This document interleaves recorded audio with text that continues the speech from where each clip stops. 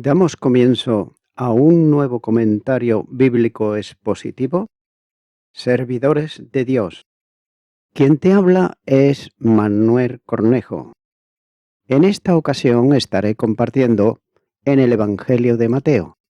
Mateo, capítulo 11 y versículo 5, donde dice: Los ciegos ven, los cojos andan, los leprosos son limpiados, los sordos oyen, los muertos son resucitados, y a los pobres es anunciado el Evangelio. Jesús dio una respuesta a los discípulos de Juan, en la que reproducía uno de los pasajes proféticos sobre las obras que haría el Mesías en su venida. Casi al pie de la letra cita Jesús a Isaías, capítulo 35, versículos 5 y 6, y también capítulo 61 y los versículos 1 y 2. Ya que Juan conocía bien las profecías relativas al Mesías, aquello era una evidencia de que ya había venido el que esperaban, y por tanto, no era necesario esperar a otro. Los discípulos de Juan debían informar al profeta de lo que ellos habían visto, ya que eran testigos de cómo los ciegos recobraban la vista, y según la Escritura, era potestativo de Dios. Note lo que dice el Salmo 146 y versículo 8. El Señor abre los ojos a los ciegos, el Señor levanta a los caídos, el Señor ama a los justos. Y es que por eso, algunos decían que si Jesús no hubiese venido de Dios, nada podía hacer. Juan, capítulo 9, versículo 33 dice: Si éste no viniera de Dios, nada podría hacer. También la resurrección de los muertos, que son levantados, era una viva evidencia de la omnipotencia del Señor, en quien estaba la vida. El Evangelio de Juan, capítulo 1 y versículo 3 dice: Todas las cosas por Él fueron hechas, y sin Él nada de lo que ha sido hecho fue hecho. Los cojos que andaban ponían de manifiesto que el Mesías había sido enviado. El profeta Isaías había anunciado que Dios mismo vendría, y entonces los ojos de los ciegos serían abiertos. Isaías capítulo 35 y los versículos 5 y 6 dice: Entonces los ojos de los ciegos serán abiertos y los oídos de los sordos se abrirán. Entonces el cojo saltará como un ciervo y cantará la lengua del mudo, porque aguas serán cavadas en el desierto y torrentes en la soledad. Juan debía saber que el Hijo de Dios había llegado al mundo de los hombres y que Jesús de Nazaret era el Mesías anunciado.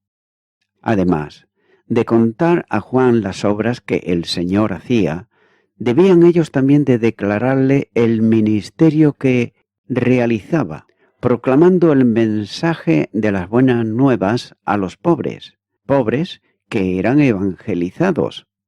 Un notable contraste se aprecia en el ministerio del Señor y de los profetas que vinieron antes de él. Los profetas pregonaban el mensaje de Dios especialmente entre los grandes, reyes, gobernadores, líderes religiosos y cuantos tenían alguna responsabilidad de conducción de la nación. También es cierto que había palabras de aliento para los desvalidos, pero Jesús se dirigía especialmente hacia ellos. El Evangelio, note que era un mensaje para los pobres. Y así comenzó desde su nacimiento, cuando los ángeles anunciaron la venida de Dios al mundo a unos pobres, es decir, los pastores, que ellos cuidaban su rebaño sobre los campos de Belén. Por tanto, era para los pobres y abatidos a quienes se dirigía el Evangelio del Reino, conforme a lo anunciado por los profetas. En Isaías, capítulo 61, versículo 1, donde dice que el Espíritu de Jehová el Señor está sobre mí, porque me ungió Jehová, me ha enviado a predicar buenas nuevas a los abatidos, a vendar a los quebrantados de corazón, a publicar libertad a los cautivos y a los presos apertura de la cárcel. Tengas en cuenta que quienes no tienen nada en este mundo son los que pueden alcanzar la herencia eterna de Dios en el reino de los cielos. Las personas importantes a ojos de la sociedad de aquel entonces, los maestros de Israel, los fariseos, que ellos pretendían alcanzar la justicia de Dios por ellos mismos, no alcanzaban, sin embargo, la seguridad de la salvación, porque estaban lejos del mensaje del Evangelio, que llamaba al arrepentimiento y con ello a la regeneración espiritual, sin cuyo nuevo nacimiento no entrarían ellos en el reino de Dios. Note lo que dice el Evangelio de Juan, capítulo 3, versículo 3 y el versículo 5, donde dice: Respondió Jesús y le dijo: de cierto te digo, que el que no naciere de nuevo no puede ver el reino de Dios. Respondió Jesús: de cierto te digo, que el que no naciere de agua y del Espíritu no puede entrar en el reino de Dios. Por el contrario, los pobres, quienes no tenían absolutamente nada, con ellos ni en ellos, especialmente los que eran pobres en espíritu, los que no se atrevían a mirar al cielo a causa del convencimiento de pecado, les era anunciado un mensaje de esperanza y salvación, con la única condición de creer. Juan, capítulo 3, versículo 16, dice: Porque de tal manera amó Dios al mundo, que ha dado a su Hijo unigénito, para que todo aquel que en él cree no se pierda, mas tenga vida eterna. Juan, debía él de entender en la prisión que no debía dejarse seducir por el falso concepto del Mesías, que se propagaba en Israel por maestros condicionados por sus deseos, pero desconocedores, por otro lado, de la realidad bíblica. No era el Mesías glorioso y triunfador políticamente, el que había sido anunciado por los profetas, sino el Mesías manso y humilde de corazón, que amaba a los pobres, se compadecía de los miserables, llamaba a los pecadores al arrepentimiento. El Mesías, que había venido, era el portador para los hombres de un abrazo de Dios, que debía dar con brazos de hombre. Era quien proclamaba el año de la buena voluntad de Dios, que buscaba reconciliar al hombre consigo ante la imposibilidad de éste para reconciliarse con él. Es también la admirable dimensión de la gracia que empobrece al Hijo de Dios para enriquecer al hombre, su enemigo, a causa de las malas obras. La segunda carta a los Corintios, capítulo 8, versículo 9, dice: Porque ya conocéis la gracia de nuestro Señor Jesucristo, que por amor a vosotros se hizo pobre, siendo rico, para que vosotros con su pobreza fueseis enriquecidos. Jesús debía de ser para Juan el descubrimiento admirable de la compasión y misericordia de Dios para con el hombre miserable. Jesús era el regalo de Dios para la salvación de los hombres. Era el glorioso y triunfante Rey de reyes y Señor de señores, que vendría luego de la gesta de la cruz. Continúo ahora con el versículo 6, donde dice: y bienaventurado es el que no halle tropiezo en mí. El concepto que habían introducido los teólogos, escribas y fariseos sobre el Mesías era absolutamente contrario a la imagen que manifestaba Jesús. Para algunos, aferrados a las tradiciones, condicionando la correcta interpretación de la profecía por su pensamiento, Jesús era un escándalo. Los tradicionales y legalistas, ellos no podían ver sin repulsar la convivencia de Cristo con los publicanos y pecadores, ya que ninguno de ellos estaba dispuesto a aceptar que Jesús era el Hijo de Dios, porque no cumplía con las tradiciones de los ancianos que se enseñaban como algo al mismo nivel que la palabra de Dios.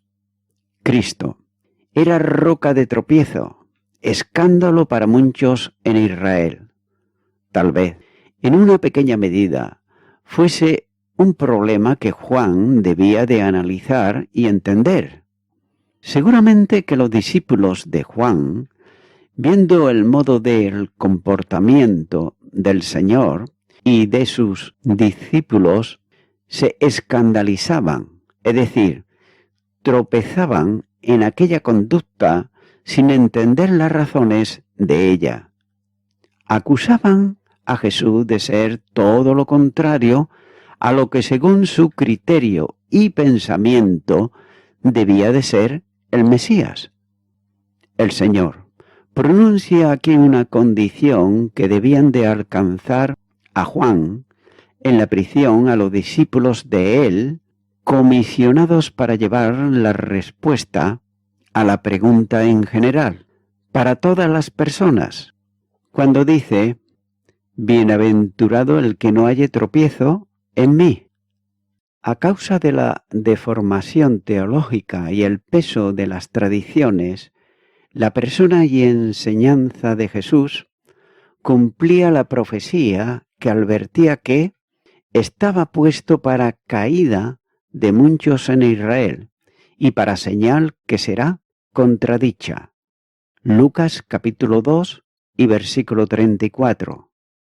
El Salvador, que como roca angular y fundamental es piedra de firmeza para todo aquel que cree, es también piedra de tropiezo y roca que hace caer para el incrédulo. Primera carta de Pedro, capítulo 2 y versículo 8. Ya que la palabra de la cruz es locura a los que se pierden. Primera carta a los Corintios, capítulo 1 y versículo 18. Los que, sujetos a sus propios pensamientos, ellos despreciaban a Jesús, tropezaban con la piedra y son quebrantados contra la roca, ya que despreciar al Salvador es enfrentarse con el juez. Estos son los desobedientes a la palabra que rehúsan creer.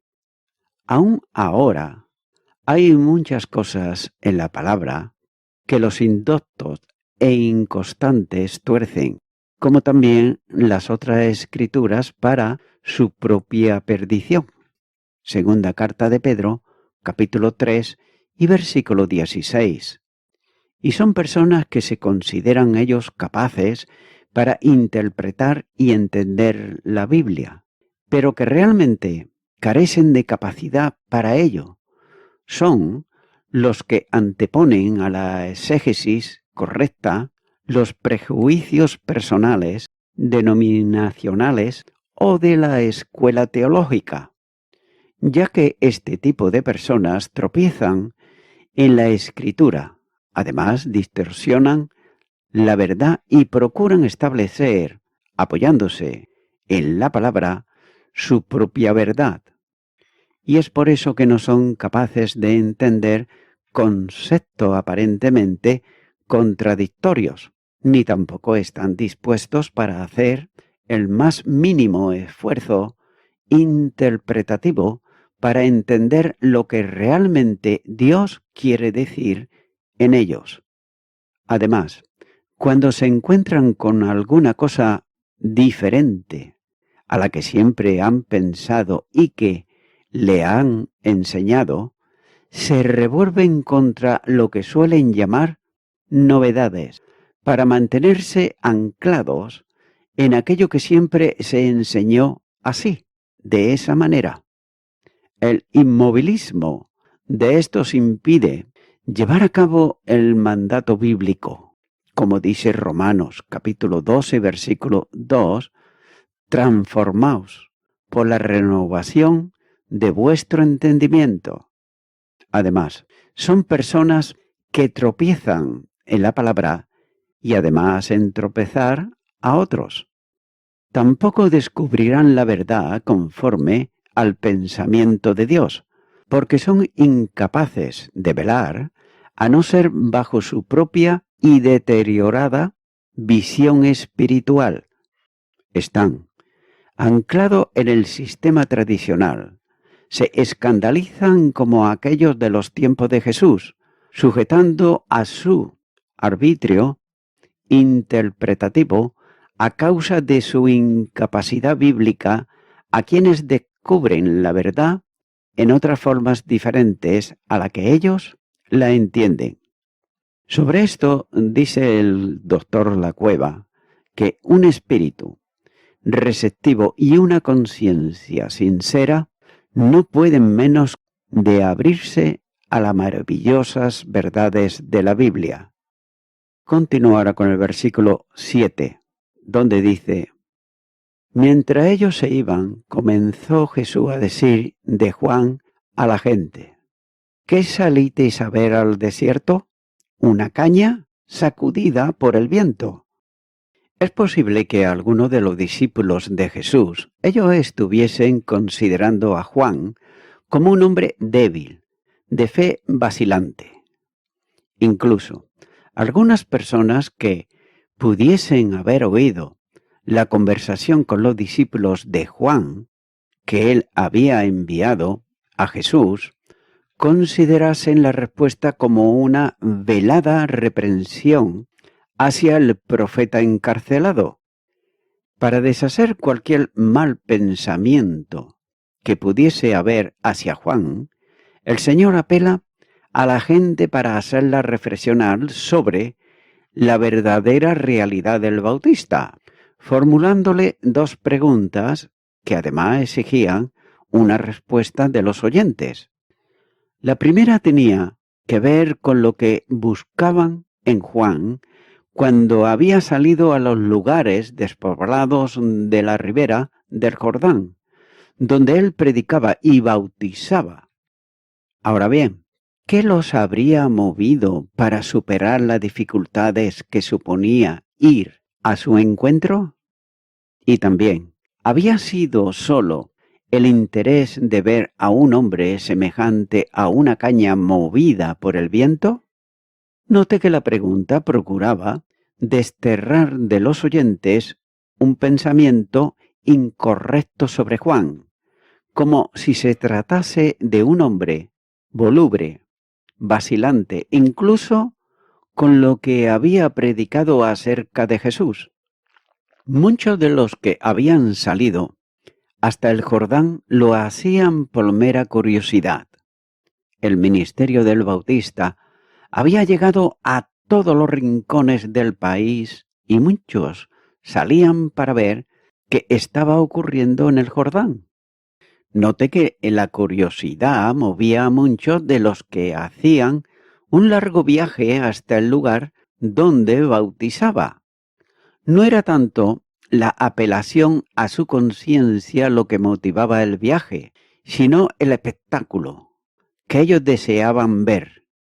Muchos iban para ver más que para aprender, para tener motivos de conversaciones más que para buscar en el arrepentimiento una conciencia limpia delante de Dios. Y es por eso que Cristo les confronta con la realidad cuando les dice: ¿qué salisteis a ver al desierto? De otro modo, ¿qué fue lo que os llevó allí? Note que la pregunta de Jesús tenía mucho más que una simple respuesta conforme a las motivaciones de cada uno, ya que si habían ido hasta Juan, ¿qué habían sacado de la visita? Las gentes acudían a Juan porque no era como una caña, era un profeta con firmeza de carácter y de palabra. El Bautista, con fuego en su mensaje, llamaba a las gentes al arrepentimiento, a un cambio no sólo de mentalidad, sino también de corazón en relación con Dios.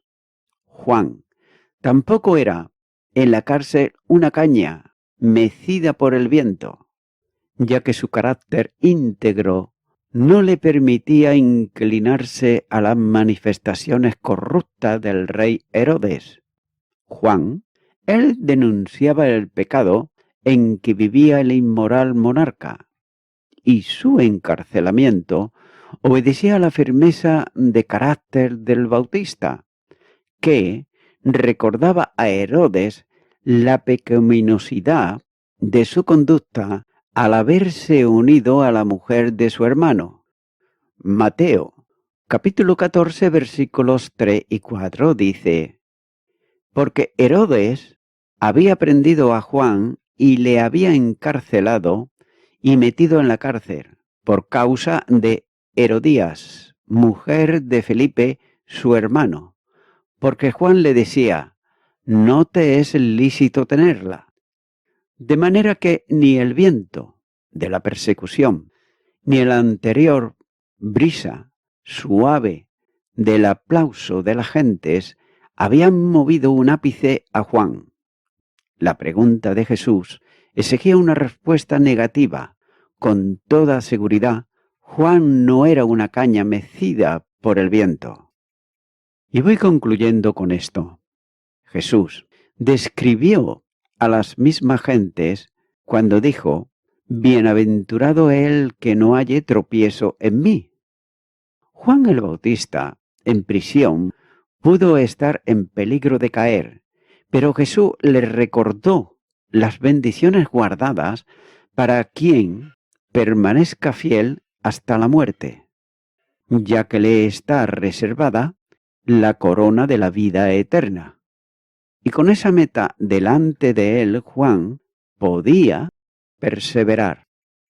Amigo y amiga oyente, siempre que una persona sepa que lo que de porvenir es mucho mejor de lo presente, esto será lo que animará a perseverar pese a las contradicciones que puedan encontrar. Amigo y amiga oyente, el apóstol Pablo y millones de creyentes en Cristo Jesús, a lo largo de los siglos, ellos dijeron y siguen diciendo: todo lo puedo en Cristo que me fortalece, ya que lo que Jesucristo ofrece al pecador que viene a Él en arrepentimiento es salvación y vida eterna. Y esto es mucho mejor de lo que tú puedas tener en el día de hoy, ya puedan ser riquezas, bienes, dinero, etcétera, etcétera. Porque eso ningún hombre, ninguna entidad te lo puede dar. Solamente el Hijo de Dios, el que dio su vida en la cruz del Calvario. De manera que, mi amigo, mi amiga oyente, yo te animo ahora, en este momento, a que tú vengas a Jesucristo, a que tú le entregues tu vida para que haga de ti aquello que Dios desea que tú seas. De manera que voy a estar haciendo una oración. Si así lo sientes, sígueme en ella. Y esto sí, lo que yo digo, repítelo de corazón y di conmigo: Dios eterno, te confieso que hasta ahora he creído que los bienes que yo tengo, materiales, no puedo tener absolutamente nada más. Tengo para vivir y por ello pienso que lo tengo todo. Pero tu palabra me confiesa, me dice que si no tengo al Salvador Jesucristo, no tengo nada.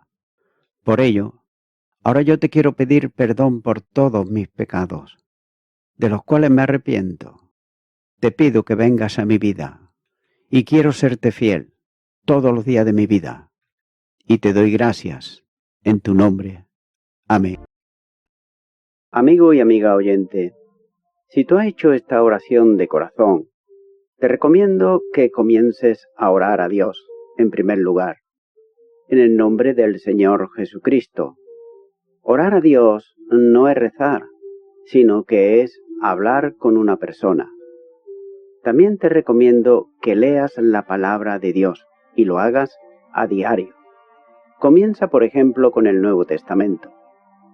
Y también, por último, te recomiendo que para que puedas crecer espiritualmente, te congregues en una iglesia cristiano-evangélica, donde se predique, se enseñe y se practique la sana doctrina y la palabra de Dios.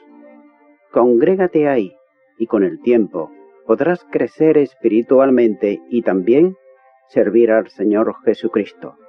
Que Dios te bendiga. Y a toda la audiencia, nuevamente ya me estoy despidiendo de todos ustedes y será hasta el próximo programa. Que Dios os bendiga a todos.